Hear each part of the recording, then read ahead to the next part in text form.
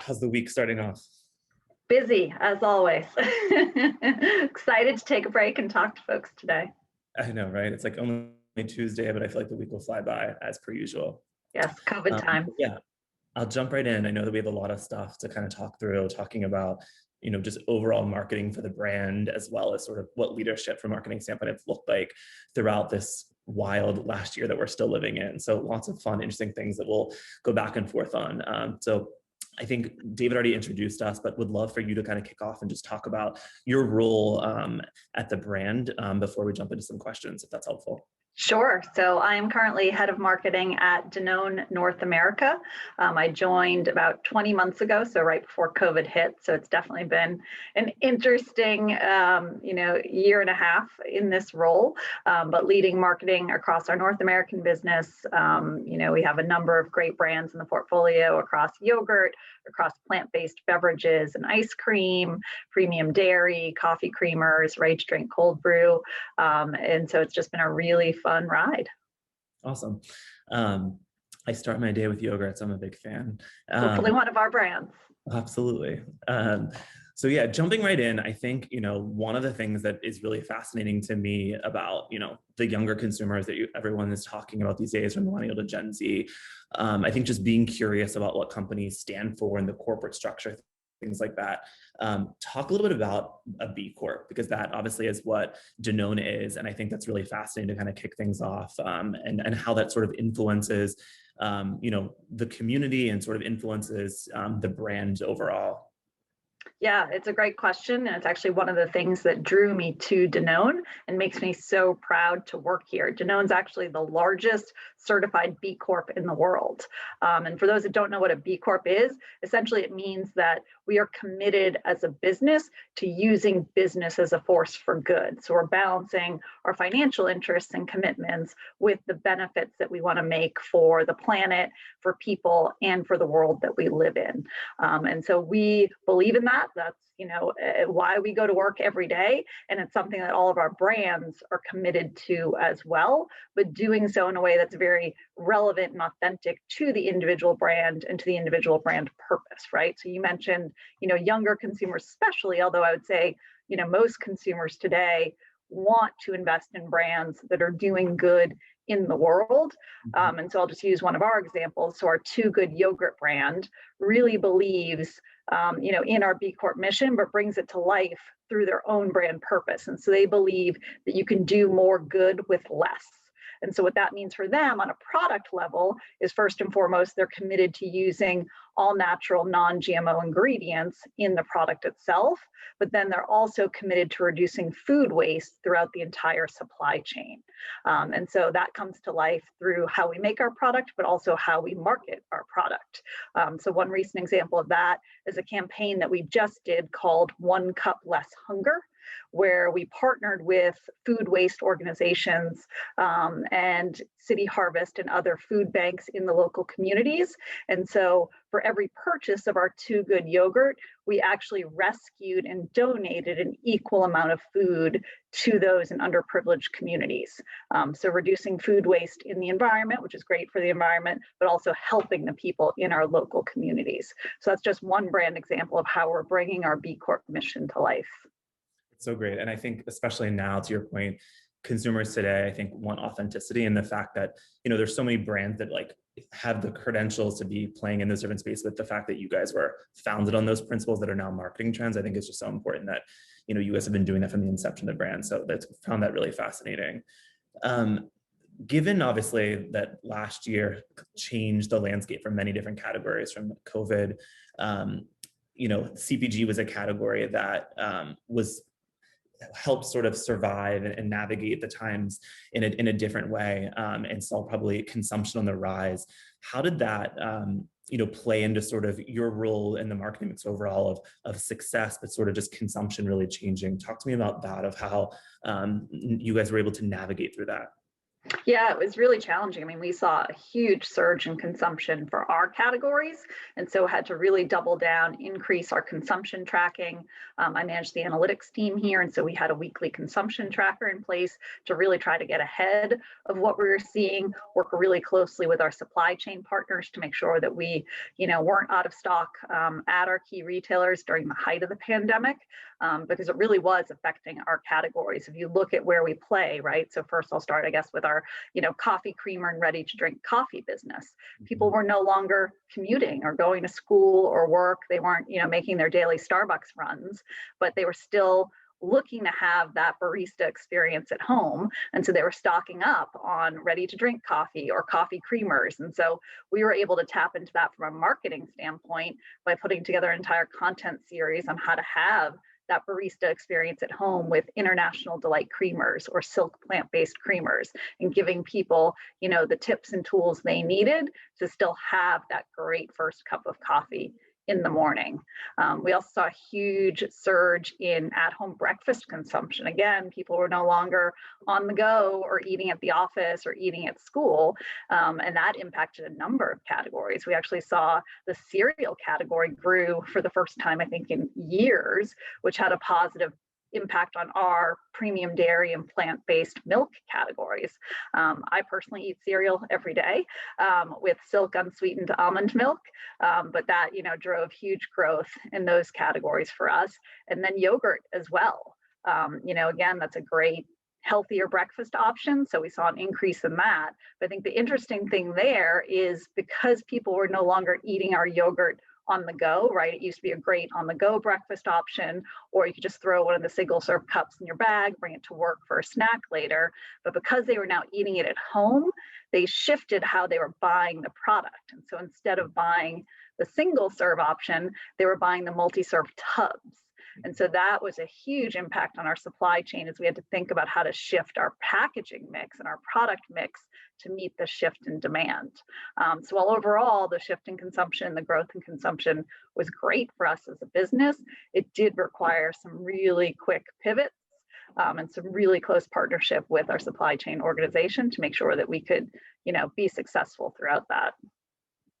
So fascinating. I was going to ask about that just because obviously everyone talks about being agile, and that to say that is probably lightly to what you were going through in terms of managing the supply chain and just people's consumption patterns being different. And you mentioned analytics, and at that time probably there was like not that much data because there was no precedent of what happened last year or what began last year.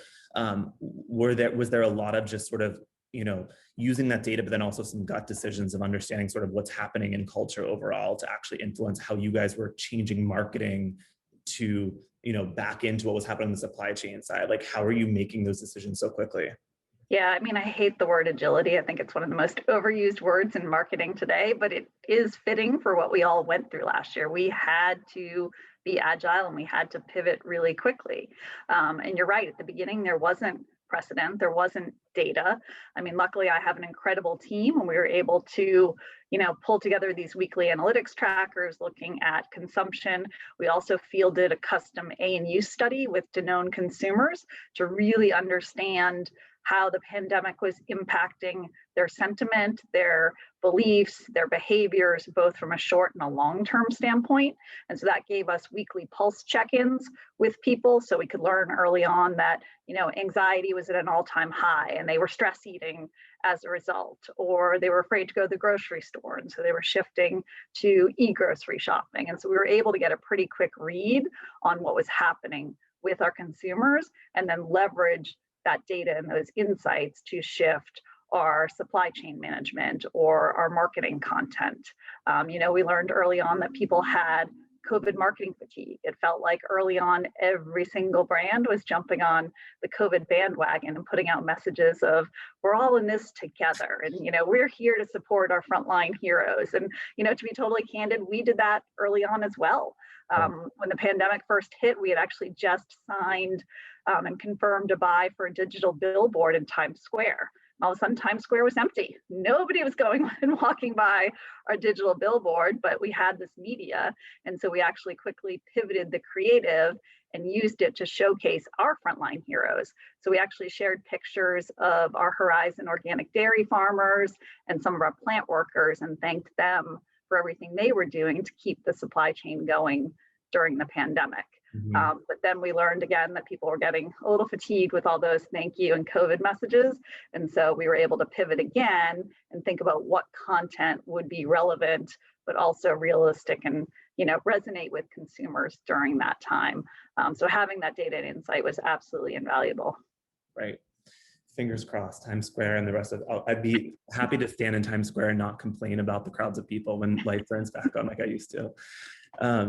That's super interesting. I think also thinking about, last year and then even present beyond just COVID, a lot changed, right? From a culture standpoint, Black Lives Matter movement, a lot of really big cultural movements, I think, changed the way that we as people lived and consumed media and thought about messages, but then also a lot of marketers obviously participated or really took a stance. Talk about how Danone participates in conversations like that, or maybe chooses not to, but how do you guys sort of play and sort of choose which products or overall the brand as a whole? Obviously the first, point in the conversation you talked about, as a B Corp in terms of what you guys are doing, overall, I think probably you guys are in a good position to participate in a lot of good conversations. So would love to hear, how the brands participated in that world that we were in last year and to now, present day. Yeah, I think it's important for brands to be really honest with themselves and not just jump into a cultural conversation because everyone else is. I think it has to be something that is true to your brand purpose and your brand values, or else it doesn't make sense. Consumers today are really savvy. We talked earlier, they want to invest in brands that are making a difference, but they don't want lip service, right? They're smart and they can tell when a brand is just saying something to say something. They don't want brands that are just saying, I believe in this or I support this cause. They want brands that actually take action and they know the difference. And so a great example would be the Facebook boycott last summer. Every single brand, including most of ours, participated in that, right? And we all went dark on social media, in support of the NAACP and the Stop Hate for Profit campaign. But that quickly becomes wallpaper because everyone's doing it and everybody's jumping in the conversation. It's the brands that did more than that and took action that actually made a difference, right? I think Ben & Jerry's was a great example during that time of living out their values. They've always been an activist brand. And so it absolutely made sense for them to lead that conversation and show what they were doing, in support of that movement, but also speaking out against white supremacy and things that absolutely made sense for their brand. Here at Danone, we had a lot of internal conversations about what should our role be in that. And we did look at it on a brand by brand basis. Brands that had already been playing a role, and being supportive of diversity initiatives for years had a more relevant role to play. And then overall as a company, what we decided to do was actually take the paid social media that we would have spent during that time and actually donate it to diversity initiatives. So again, I think it depends on each company and each brand, but you have to make sure that it's relevant and makes sense for your values. Otherwise, don't do it. Yeah, I love that. The wallpaper is definitely a good analogy of getting it right for sure. Another big cultural moment, obviously, that we just wrapped up, but it's obviously Women's History Month, International Women's Day. You're obviously a female leader, a mother. Talk about just holidays or things like that are outside of the normal seasonal holidays that have become really big cultural moments. And I think are becoming more than one day, becoming month-long celebrations, year-long. Obviously, the female customer is important to Danone, and it's obviously important to you. Talk a little bit about International Women's Day from a brand perspective. Yeah, again, I think it varies by brand. And, there are now these cultural tent poles that are taking on a life of their own. So what we do at Danone is we actually, on a brand by brand basis, put together a cultural calendar and identify what are those key holidays, moments, or tent poles that may make sense for a brand. And it could be something like Super Bowl Sunday that made sense for Oikos because it was the official yogurt of the NFL, or it could be something like International Women's Day, which makes sense for a brand like Activia, which is all about supporting women's wellness. And so I really do think it varies brand by brand, and it just, again, goes back to authenticity. What makes sense for your brand purpose and your brand values, and it's going to help you connect with your consumer on a deeper level about something that he or she cares about. Got it. And then another sort of, I think, big piece of consumers today, especially certain generations, climate change, the earth is incredibly big pillars. And I know you guys have some messaging on One Planet, One Health. Talk a little bit about what that means from a company perspective and how the products are sort of emulating that, because I think that's becoming, much bigger than just a fantasy these days, especially with the new administration focus on climate change and just like a bigger focus overall. Talk a little bit about that, of how that plays in Danone's marketing mix, but then also just from a product standpoint. Yeah, I mean, that's absolutely linked to our mission as a B Corp and using business as a force for good, and with a specific focus on good for the planet. So our mission is One Planet, One Health, and how we can use healthy food to improve the health of people and the planet.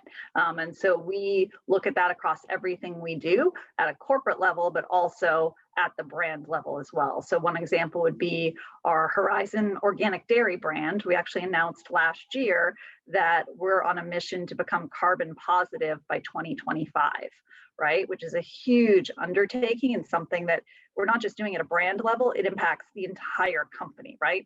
We have to work with our Horizon organic dairy farmers on how they're actually, raising the cows and, farming, all of that. We have to work through our supply chain to make sure everything we're doing, is carbon positive. And so it's a huge undertaking for us, but it's something we as a company believe in, and something we want our brands to live as well. Because at the end of the day, we do think, one, it's the right thing to do, but we also believe that consumers believe it's the right thing to do and want to support brands that are taking those steps to drive a healthier planet and a healthier environment.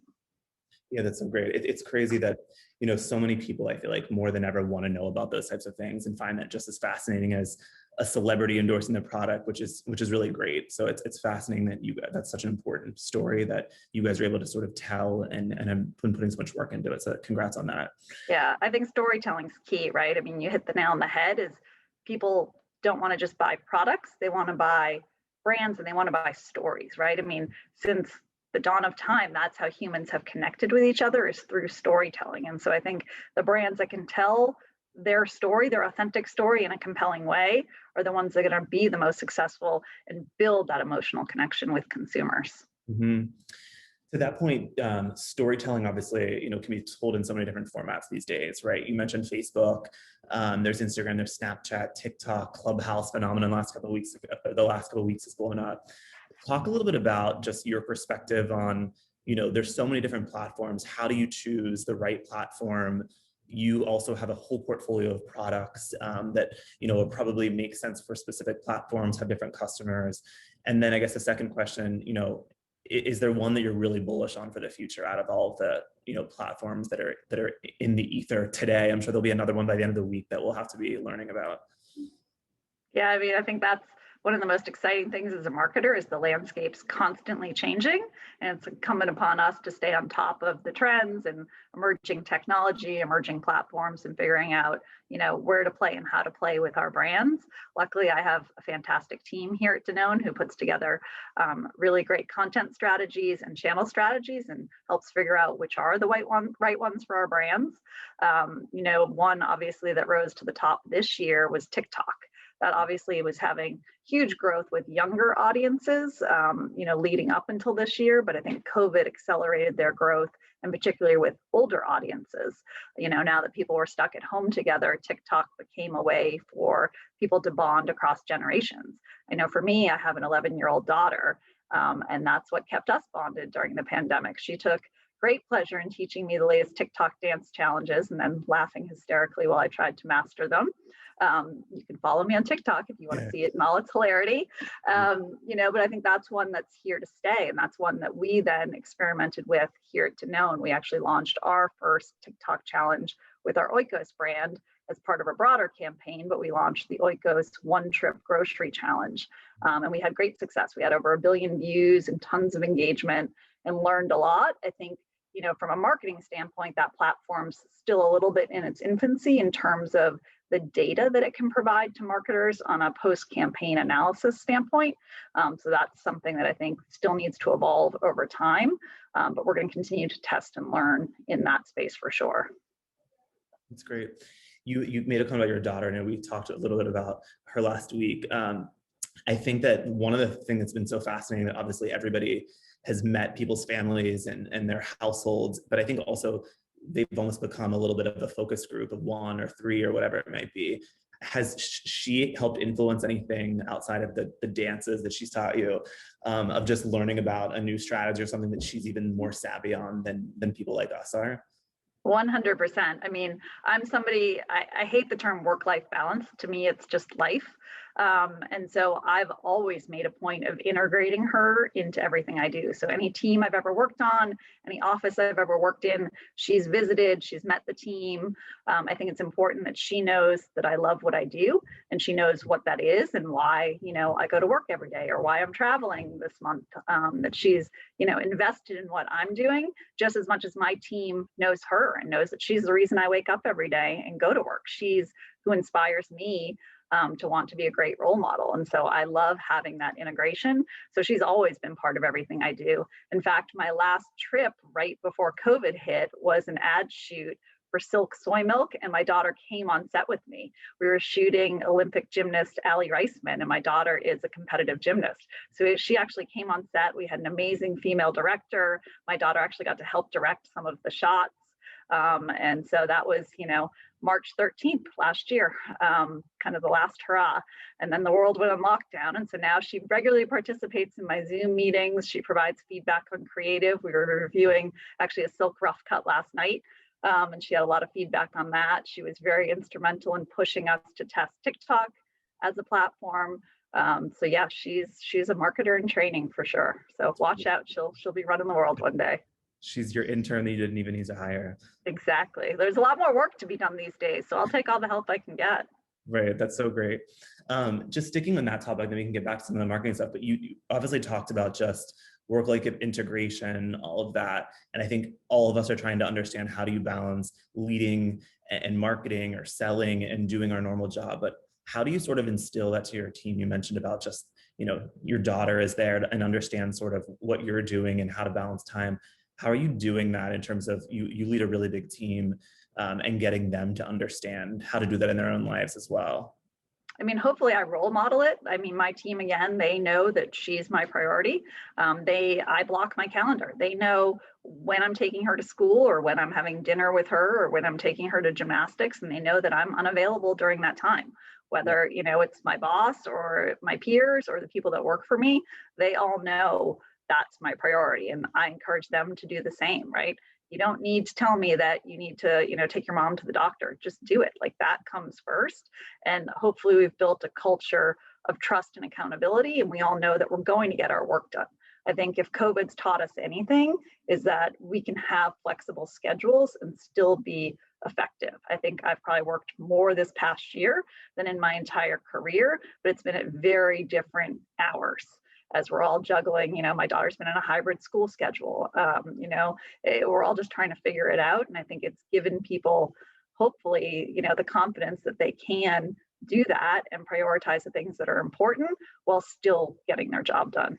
Right. It's okay to turn your camera off too if you don't feel you look that great today too. Actually, so this is actually interesting. Back to our International Women's Day thing, we had an internal speaker for International Women's Day here at Danone who was saying that women more often than men turn off their cameras because they don't look good. And so women are getting lost in critical discussions and decision making. So my whole thing now, because early on I was turning my camera off. I was trying to make lunch for my daughter, or I was having a bad hair day. And so now I've actually made it a point of always having my camera on, even if my hair's up in a messy bun and I'm wearing a hoodie. Like, doesn't matter. We are who we are. We're now seeing all sides of people. And it's a great way to connect on a different level. Yeah, that's totally a great perspective. It's fascinating, right? Like of what the future will look like. But I think to your point, we definitely have learned a lot of things to stay and things that will hopefully some of the bad will go away. To that point of some things that will go away, you mentioned, I laugh when you said this because I agree with it. There's so many buzzwords in our industry that we all love saying that you internally roll our eyes at. You mentioned agility. Are there things just in the landscape, even this last year, that we did or in general, in your time that you almost hope disappear, that you're tired of talking about, and we can retire any of those sayings or trends? That's a good question. I'll say Zoom fatigue is real, right? Like I'm really sick of happy hours virtually, and I can't wait to go back to actually having a conference or going on a trend trek and getting out in the world. We've tried to shift as much of that virtually as possible, and I think we've done a great job. But it'll be nice to get off a screen and experience the real world again. Yeah, I feel like most of the little things that we used to complain about, like business travel, all that stuff, I'm like, I'll welcome being a delayed flight in an airport that's not amazing. Yes. if it returned to normalcy means that. Exactly. Switching gears a little bit back to the product and just overall marketing, you talked about a lot of different trends that sort of changed from consumption patterns, the supply issues. Do you feel like there's things that have changed or that you guys learned that you'll be able to apply from in the future when the world returns to normal, whenever that is, of some things that are here to stay from some of the consumption patterns or things that you can really keep in your toolbox that are just going to help the brand propel for the future? Yeah, I think two things. One, the way that we produce content has changed drastically, right? So as I mentioned, right before lockdown, I was on set shooting a big campaign, right? Then we went on lockdown and we could no longer do that to produce content. And so we had to get really scrappy about the way that we developed and produced campaigns. And I think we've learned that you don't necessarily need to be flying across the world and producing, a huge 60-second, anthem in order to be effective at reaching your consumers. And so I think you're going to see a lot more internally produced content, things that are scrappier, more authentic, more candid, because it's also what consumers want, right? It's more effective and efficient from a marketing and spend standpoint, but it's also the type of content that's resonating in today's environment with our consumers. And so I think you're going to see a significant shift in the agency model, as well as more internally produced stuff going forward. And I think the second one is around shopping behavior, right? We saw a huge shift in, shopping in traditional brick and mortar retail to online shopping. I think early in the pandemic, there was a stat going around that 41% of online grocery shoppers early on in the pandemic had never purchased groceries online before, whether because they didn't, they weren't tech savvy, didn't think it would be a good experience, they wouldn't get the type of produce they wanted, whatever it was that was, serving as a barrier, they all of a sudden had no choice. And then once they had a great experience, now they know that it's easy, it's convenient, the quality is good. I don't think they're going to go back. I think we're going to see a lasting shift to e-retail and e-grocery shopping, and that significantly shifts how we think about building brands as marketers, right? If your first experience with a brand is online, that's a significantly different experience than experiencing it in store and being able to touch and feel the product. And so we have to think differently about the packaging, about the marketing, about the messages. We have to make sure that we're allocating the right amount of our budget to optimizing the digital shelf, to e-retail search, to being that first product in the online basket, because we know that the majority of shoppers don't browse. Once they make a purchase on their second trip to Amazon Fresh or Instacart, they reorder from a previous order. So getting in that first basket is critical to winning, the heart, mind, and stomach of that shopper. So I think that's going to have a lasting impact on marketing. That totally makes sense. I was definitely part of the 41% that never shopped online, but I'm now. That's definitely real. It's interesting you talk about just like the in-store experience, could be much different, right? Because that behavior has shifted. And I know from a brand perspective, you guys have done, experiential events in the past, whether that be on your own or with publisher partners. I think on our end, we're thinking about what does that look like? So do you feel like there's a greater focus for the future of how do you build experiential moments around the brands, potentially if people aren't exploring and touching the brand in its own environment? Is that something you're thinking about for the future? Yeah, I think, the way we think about experiential needs to broaden. I think there will always be a need for in-person experiences, and there'll probably be even more of a need for those post-COVID. I think we're all hungering for that. So there'll probably be, the boomerang effect, and then we'll come back to, more of a normalcy. But I do think, how we build brands online, how people experience brands online, we absolutely need to shift our thinking and figure out how you deliver as good, if not better, an experience in that environment. And I think, obviously here we are with Brand Innovators, so they've figured out how to do that, for their product and service, and we have to do the same now for ours. Mm-hmm. No, it's super, definitely a whole fascinating puzzle for everyone to figure out. You mentioned, just kind of toggling back a little bit and forth in terms of just the leadership piece of things. You mentioned in the beginning that you started at Danone in the beginning of last year. What's that been like? Rewind, speed ahead. We're over a year into this. What did that look like in terms of just, you obviously had to figure out how to learn, the customer was rapidly changing, becoming a new customer of someone when you took the role, and then internally, your team was changing as well. How as a leader do you think did you balance sort of managing a new team, but then also dealing with all of the craziness that we've talked about today in terms of just marketing challenges and opportunities? I won't lie, it's been a crazy year. So I joined at the beginning of 2020, spent the first 5 of 8 weeks on the road, meeting members of my team, meeting key stakeholders, et cetera. And then the world went on lockdown. And at that point, I hadn't actually met all members of my team. I hadn't necessarily built the relationships you need to be successful in a new role. And so I had to figure out how to do that virtually. And I think as leaders, back to the agility, we all had to pivot and learn how to lead a team virtually. And I think there were some commonalities that everyone did where, all of a sudden our town halls became virtual. We kept to a regular cadence, but they became virtual, and we had to figure out other ways to connect with people. So some of the things that I did personally was, one, I blocked off key hours in my calendar for coffee chats. And I invited anyone on my team, from a direct report to a direct report of a direct report, to just schedule a 15 or 30-minute conversation with me over coffee or over wine, depending on the hour of the day, and just to get to know each other. There didn't need to be a topic. There didn't need to be a business conversation. It was just a way to get to know each other better. But it also enabled me as a leader to listen to their concerns and what challenges they were facing during the pandemic, right? They were learning to work virtually. They were juggling kids at home, or some people didn't have families and they were just dealing with loneliness. And so as a leader, I think it made me more empathetic, and more in tune with the needs of my team so that we could change the way that we were working and the way that we were doing things. I think the other challenge as a leader of a marketing team in particular was, how do you maintain the inspiration? You're not out in the world being inspired by different things every day.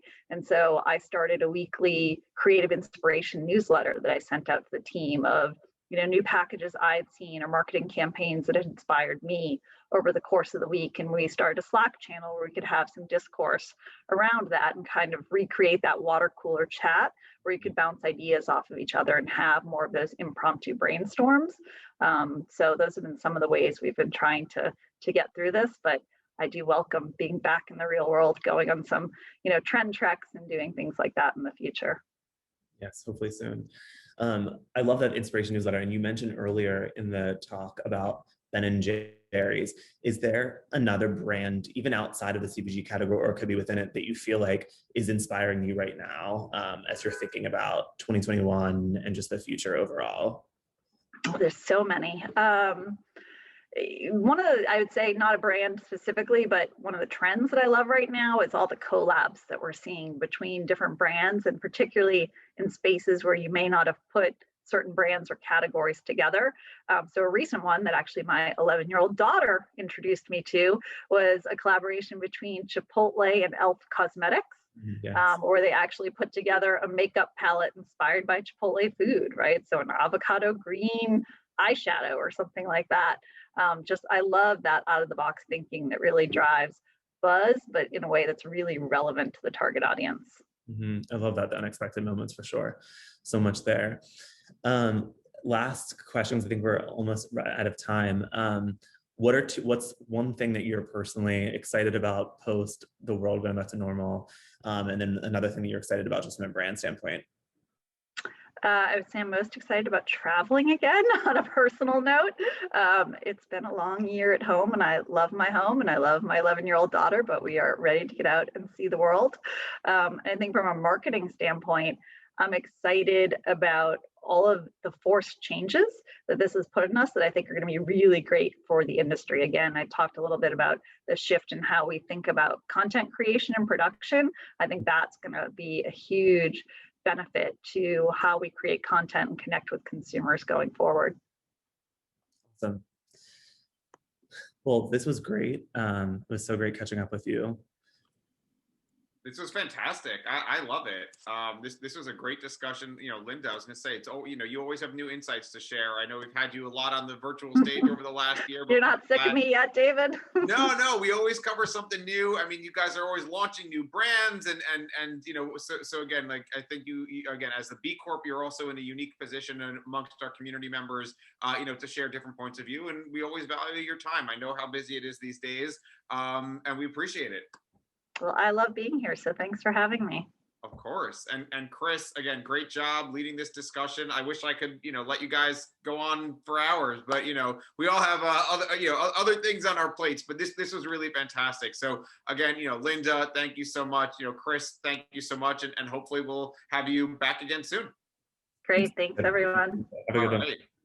We're going to keep the show rolling. We have a couple more great sessions for you today. As I mentioned, this is just day one. We've got